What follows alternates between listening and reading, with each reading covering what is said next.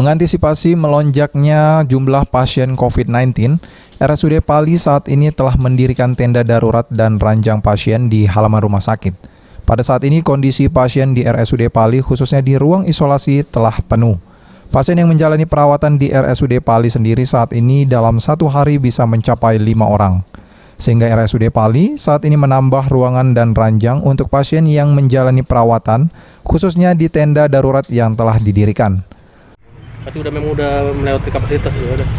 Sudah, iya. Sudah. Untuk jumlah tempat tidur yang kita sediakan di tenda ini berapa? Kalau untuk keseluruhannya sekarang kita sudah 50. 20 tenda dari BPBD, 1 tenda darurat yang kami siapkan di ruangan triase, dan memang 20 ruangan isolasi yang memang ada di rumah sakit. Berarti nanti jika ada pasien di luar nanti kan?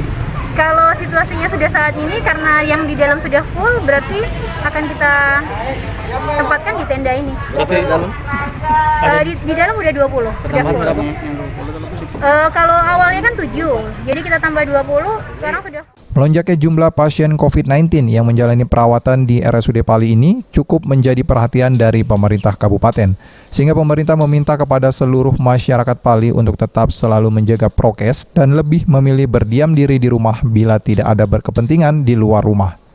Kami dalam menyikapi situasi kita ini, untuk tolong kepada seluruh masyarakat bantu. Mari kita sama-sama, ini musibah yang melanda seluruh umat manusia. Untuk itu mari kita kerjasama. Kalau memang tidak perlu, tidak usah berkerumun.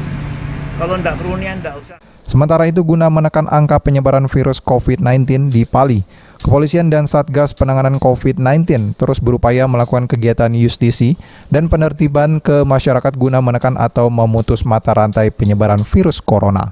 Yang diperkirakan akan terjadi seperti yang terjadi di ibu kota itu, bagaimana Pak? Baik, kami dari kepolisian Polres Pali tetap membackup pemerintah daerah, dalam ini pemerintah Kabupaten Pali serta Satgas yang dipimpin oleh BPBD.